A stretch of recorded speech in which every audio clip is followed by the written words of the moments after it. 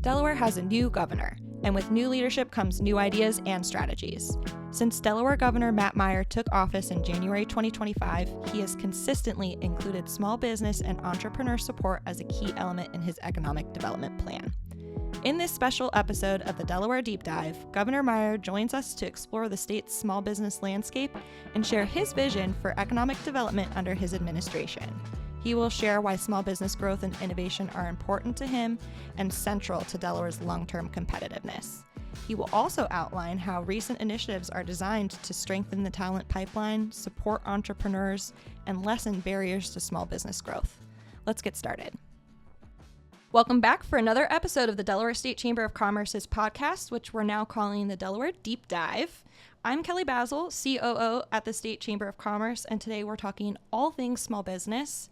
I have a very special guest with me today. I'm honored to have Delaware's 76th Governor, Matt Meyer, join me. Welcome. Hey, thank you, Kelly. It's great to be here. 2 years ago, I did my first triathlon to get in shape. The intent was for me to keep swimming. I don't think I've been in a pool since then, so it's great to be here and do a deep dive. So you were sworn into office January 21st, 2025. It's been 7-ish months. You previously served as Newcastle County Executive. Before we jump in, I just want you to just share a little bit about yourself and your journey that led you to running for governor. Sure, I'm a Delaware kid. Had all the opportunities in the world of growing up in Delaware. Fantastic place to grow up. Amazing quality of life. I wasn't born here. I actually was born in Michigan. Came here as an infant. I don't know if we can be friends. I'm from Ohio. You're from Ohio. Oh boy, we won't talk. Yeah, we can agree that University of Delaware and Delaware State are great football teams. But I moved here as a child. Family came here because my dad got a job at a firm here, and the cost of living was extremely reasonable. My dad grew up in New York, and I think really my parents both wanted something different. And the Delawareans know the quality of life here is really, really high. I then had opportunities to go away. Went away to college, law school. Started a couple of small businesses, was a diplomat in Iraq, was embedded with the Army, was with the U.S. Diplomatic Service with the Department of State. Came back home and started teaching 6th and 7th grade math on the east side of Wilmington, and just found that the Delaware that I knew, I think, was at threat, that the high quality of life, a place where traffic was the word for other states and other cities, where high housing prices were things that people in other places talked about, were all under threat. Mm-hmm. And so it inspired me to run for something called county executive. It was my first elected office. I was a pissed off teacher running for county executive, and now I'm a pissed off county executive serving as governor. Well, we're happy to have you. Today I mentioned we're talking all things small business. I know that was something that was really important when you were running, to make sure that we are lifting up the small business community here in Delaware, which is a large community. It's 98% of all employees in Delaware work for a small business. Mm-hmm. So it's all not private sector employees. Yeah. Listen, as small business goes, our state goes. If small mm-hmm. business is thriving, if every small business owner in our state added 2 jobs in the next week, that would be transformational to Delaware's economy. If every small business lost a couple employee slots, that would be devastating to our state as a whole. And that's true whether you work in small business or not. And so we need to make sure, sort of first and foremost, I'm also, I should say, someone who started a couple small businesses. I'm particularly sympathetic to those entrepreneurs who stuck their neck out, who took the risk, who said, mm-hmm. hey, I can go get a job somewhere at a government, a nonprofit, at a big company, but instead I'm going to start this thing because I believe in a vision of the world where this product, service exists and is going to make the world a better place. And we all need to come together as a community and make sure we're supporting and nurturing individuals like that, the risk takers, the innovators, to make the change we need. The places that do that, and there are places that in the past few generations have done that. You mm-hmm. think of Silicon Valley, you think of Austin, the areas around Austin, Texas, with sciences around Boston. There are areas that have been extremely successful in leading not just the nation and the world economy through the ideas and companies they create. We can be that place here in Delaware. You said risk taker and innovator, and I want to share with you, my dad was an entrepreneur. He actually opened an ice rink in my hometown, and I saw at a very young age what he had to do and the sacrifices he had to make in order to stand up a business, which ultimately significantly contributed to our community. But I also learned at a young age that I don't have the grit for that. So I have a tremendous amount of respect for small business owners and entrepreneurs. Absolutely. It's not for everyone. Anytime I talk to entrepreneurs, I almost always start with 3 words, and that is you are nuts. Because you could go get a job somewhere else. You can show up the first day. They'll give you an employee number. You'll have health insurance. You'll have things you need. Or you can choose this other path where all of that is uncertain, where you can't just clock out at 4:31 p.m. because that's what your contract says. You got to stay if the customer or whoever you're serving, investors, have needs. So hats off to the innovators. I totally agree. It is not for everyone, but those areas that are able to foster entrepreneurship and innovation, that creates jobs, thousands and tens of thousands and sometimes hundreds of thousands of employment opportunities for families. Definitely. I do want to back up a little bit, though. So as I was sort of preparing for this interview with you, I did a little bit of research on the definition of a small business. And it seems a little ambiguous. So I just want to kind of level set for the listeners on what our definition is as we kind of move through this. But the Small Business Administration and the National Federation of Independent Business consider businesses with fewer than 500 employees a small business. The Delaware Division of Small Business's definition is 100 employees or less. And I can tell you here at the State Chamber, our Small Business Alliance, or SBA, defines it as 150 employees or fewer. So I guess even when we look at policies that are being passed, I'll give you a specific and recent example, but pay transparency. That was one where businesses were exempt with 25 employees or less. So we're kind of all over the board here. Right. And I would love if we could sit here and say, what is our definition for this episode of a small business? So as a benchmark, I use 100 employees. Okay. That's sort of what's in my head. Now, having said that, legally, you don't necessarily want a standard definition. Because if we have, for example, a small business funding program like the SSBCI, State Small Business Credit Initiative, which is $14 million. I think it's now a couple million have been used. It's something like $11 or $12 million still available today to qualifying small businesses. I think it uses the federal definition of 500. It might be the state definition of 100.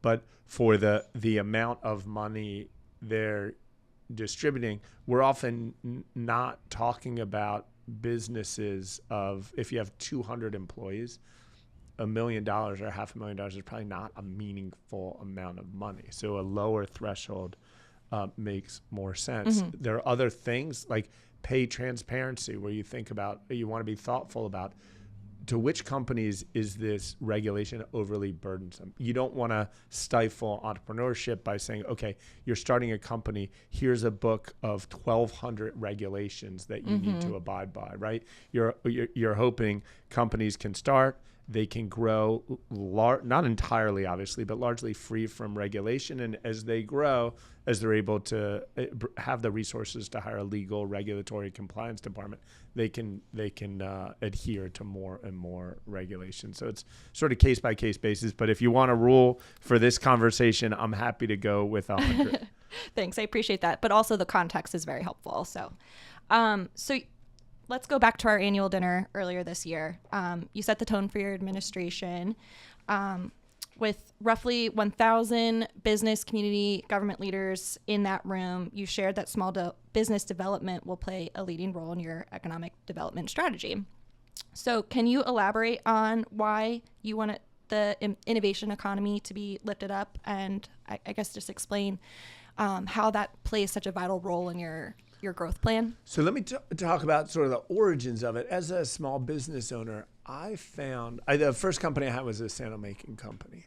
And making footwear, I found that just about everyone was telling me how we should make sandals. You should actually go into closed-toe shoes, not sandals. You actually should just set up shop in California and sell in beach towns. You actually should go just to rural places where where not many sandal companies have penetrated, and there's not enough supply, and you should look abroad to lower income place. All these people had ideas, and what I came to is you got to listen to people, but you don't want strategy that's responsive or reactive. You want it to be proactive. Mm-hmm. What we did when I was a small business owner is we get in a room, the senior team, and think about where do we think the world's going. So with respect to footwear, who's buying footwear? What are the trends? And where do we think this thing is going in 5 or 10 years? And let's maybe not strategize to win the market today or yesterday, but let's have a theory about where the market's going and win for that day. That's what I want our economic development to be in Delaware. So for example, the state has taken leaps and bounds forward in terms of biopharmaceuticals. We, 20, 30 years ago, were a DuPont state. It was all material chemicals. In the recent years, we've really become a leader in biopharmaceutical with companies like Incyte and Prelude, and now Merck, and others. And so what I'd like us to do is sit and think, how do we can take a step up to the next level to really put ourselves on the map in terms of biopharma in the region, in the country, in the world. If we think, where's the world going to be in terms of precision genomics in 2030 and 2035? What regulations do we need to attract the entrepreneurs to say, Delaware is where I need to be? Maybe it's develop a network of VCs, of angel investors who say, okay, if you're going to come to Delaware, here's where your first dollar is going to come from. Maybe there are certain regulations that are inhibiting people. Maybe the culture of that industry is people like to live in certain places. And can we make sure, okay, those places are here? Maybe they're like when you think about certain tech industries, people like to bike ride and they like parks, right? And so you think of what's the broad series of things. Workforce is always really important. How do we make sure the biopharma companies have the workforce talent they need, not just for today, but where they're going to be in 2030, 2035? How do we make sure UD, Del State, Del Tech are developing and have the advanced academic programs so that kids are leaving school ready to jump right into precision genomics technology, right? And so that's what I'm talking, moving from that mindset, or moving to that mindset from a mindset that's often like, okay, who wants to come here? Who's contacted us? What do they, what money do they want from our taxpayer? And people have done this in the past. It's not a new idea. In North Carolina, 30 years ago, they came up with a crazy idea of Duke, UNC, and NC State, three leading universities, very competitive. You're worried about Michigan, Ohio State. They got three there, all fighting with each other, and they plopped in the middle of it a research triangle, right? Which is sort of a pie in the sky government idea. They got, I believe it was IBM as an anchor tenant, or they got some anchor tenant. And now it's like a leading place in the world for advanced research. What I'm saying is we can do that in Delaware too. We got to put our heads together. We got to do advanced planning. We got to understand industry. We're not going to do it, eyes shut. We're going to be smart about it.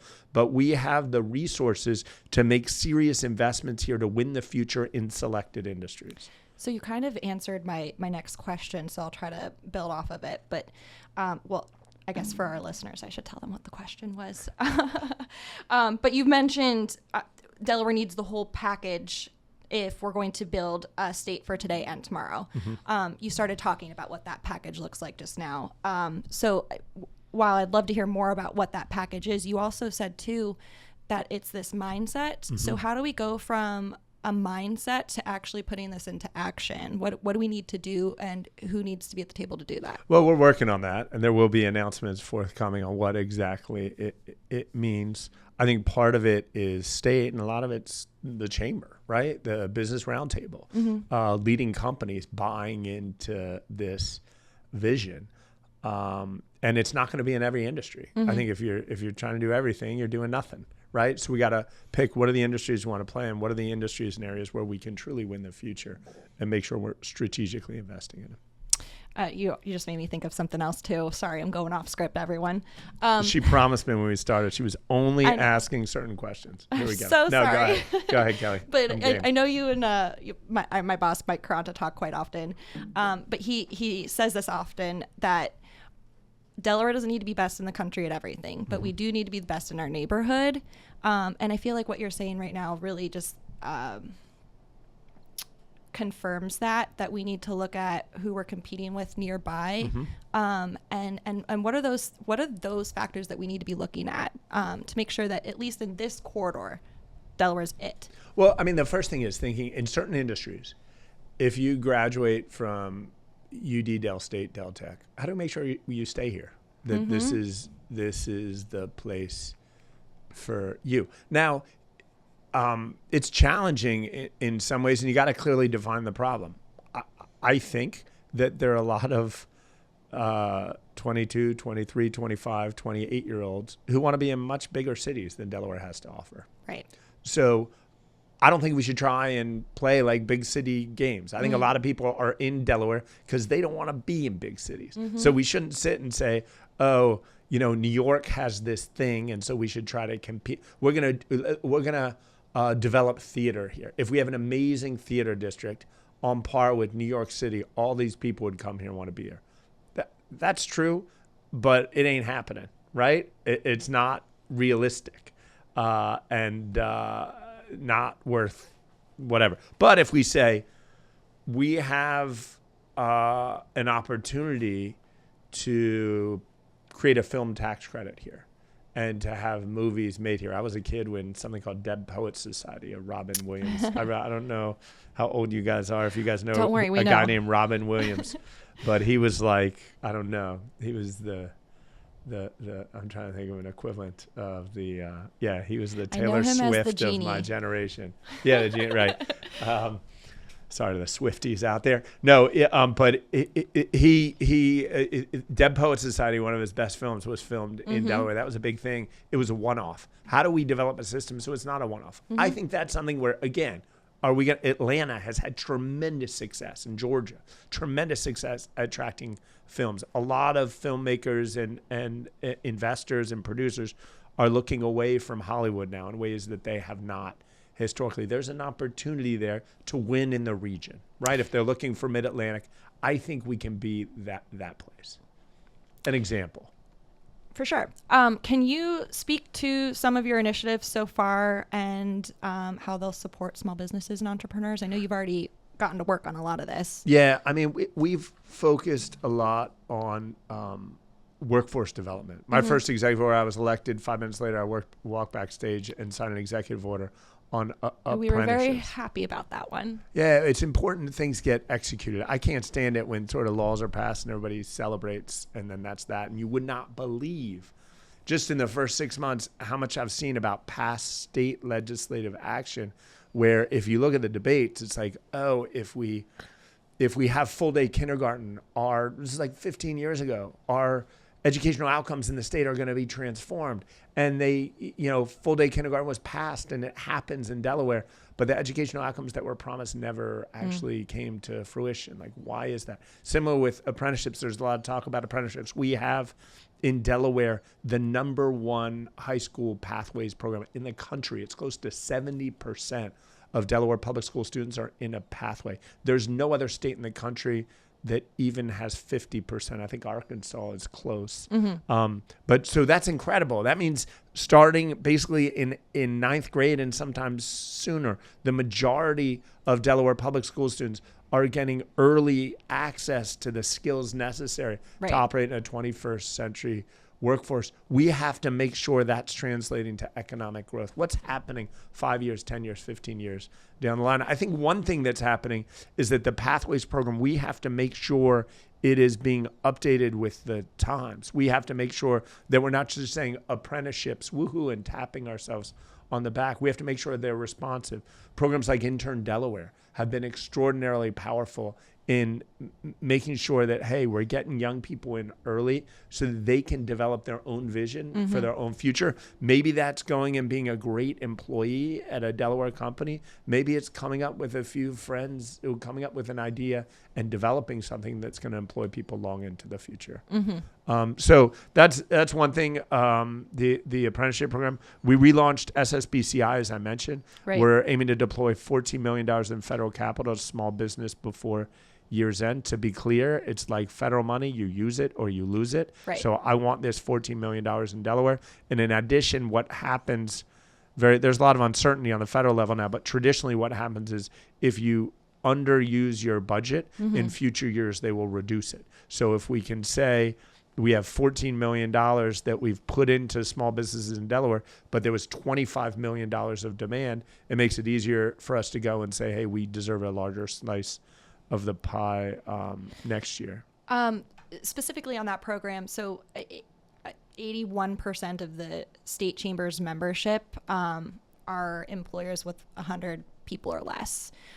So these are people that could take advantage of that program. So can you give it some examples of how that money is being given to businesses and how they're using it? It's basically a low interest loan that we do in partnership with commercial banks, but it's backed up by the federal government, basically. So it gets, if you're having trouble getting financing, it's designed in particular for an increasing interest rate environment. You go to companies 2, 3, 4 years ago and say you have a low interest loan government program, they would not be interested because getting capital was not a stress then. You could get very, very low interest loans, very low interest capital. This is an opportunity now as interest rates have gone up and stayed up for businesses to access. Understood. And I encourage you to go to business.delaware.gov if you, your company, your cousin, your neighbor, anybody you know has interest in getting capital of this sort. There are other things as well, though.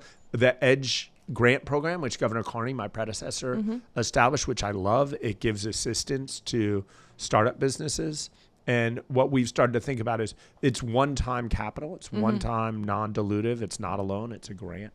What are other things these startups need to actually succeed and grow? So we have an EDGE 2.0 program we're going to be rolling out just to think about what do they need? Maybe ongoing capital. Maybe, sometimes it's land use stuff. You're a small business, you're growing. What do you need to be thinking about as you get your first office or your first retail premises? How about when you grow that premises? I can't count the number of times as county executive, small business owners came to me and they wanted to expand. They start a restaurant and most restaurants fail and their restaurant's going great. And so they want to expand into a back patio and they come into our land use department and they're lawyers and engineers and the non-construction cost was so overwhelming. These processes are often not made for small businesses. They're not priced for small businesses. So how do we be thoughtful about making sure individuals, they've gotten EDGE grants that they can grow, and we're removing barriers and enabling them, and also using some of my network as governor. One thing that I'm not used to as a high school kid where no one would take my calls and I was the last to know. Suddenly everyone's taking my calls, right? How do I leverage that and help small businesses where networking can be hugely important, both in terms of marketing or attracting talent, making sure that they have access to networks here in Little Delaware that can help them grow. That's great. You mentioned earlier that some announcements are going to be made. Can you share anything that is coming? I'm trying to think of what secrets I have to tell you. I like to give a small gift to those who've chosen to listen to the podcast. You can say, hey, listen, and you there you go. A little treasure buried in the episode. A little treasure buried in the episode. Let me think about what I can say without getting in too much trouble. But there's a lot coming, particularly with respect to small business.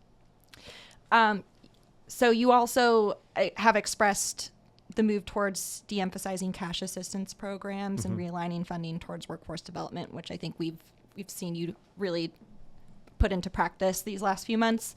But time and again, site selectors rank workforce availability and talent high on the list when it comes to state attractiveness.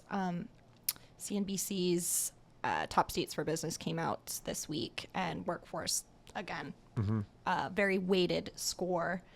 And you alluded to Merck earlier, but they actually shared that Delaware's access to top talent was a main reason they chose to invest $1 billion to build a state-of-the-art biotech building here. As phase one, they told me. Yes, so there's opportunity for more. But they're a large company, and that project will create 4,000 construction jobs, 500 high-wage roles to the state, and those people in turn contribute to a lot of small businesses, personal income tax, supporting local economies. So my question to you is, attracting investments like that also important? Absolutely. And what's the best way to do it? I think it's to have an amazing education system. And I think right now, as your governor, I cannot look you in the eye and tell you with a straight face that we have an amazing education system.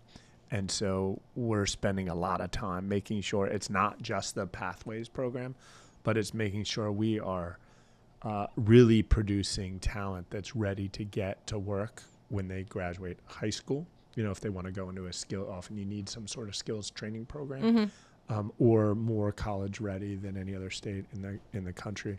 I just think with what we have a ridiculous number of schools where there's single digit proficiency in English and math at both fourth grade and eighth grade. We got to fix that. It truly limits our economic growth. It limits our ability to attract talent. Imagine you have a choice of going to 3 or 4 different places. One of the things workforce is most concerned about in moving is, where am I going to send my kids to school? And to too many Delaware families, that means shell out $20,000, $30,000 or more for a private school education a year per kid. And that ultimately becomes a cost to the business and real economic lag. So that's something we're really thinking about. But absolutely, we want to make sure when site selectors and companies look across our country, Delaware truly stands out as a place that's friendly with respect to regulation and has workforce that's ready to roll up our sleeves and get to work. That's great. I want to give you the space to share anything else that I may not have asked you. Yeah, I mean, Delaware is an incredible place. I ultimately came back here. I grew up here. Then I went, as I said, lived in New York and spent some time in Iraq and Kenya and Washington, D.C., and ultimately came back home in part because this is a state of neighbors. It's a place where we can figure stuff out. I don't know about you, but when people talk about politics these days, the very first question is, which side are you on, right? What team are you on? There are teams, there may be 2 teams, most commonly 3 or 4 teams if you add sort of left, moderate, right, and then you can fracture those into. I like being in a place where there are no teams. You mentioned I was county executive for 8 years. As county executive, I like to say I had 2 jobs. My job was to keep the sewage out of your basement, and my job was to answer 911 calls quickly so that police, paramedics showed up, well-trained, quality, treated people with respect, and got the job done.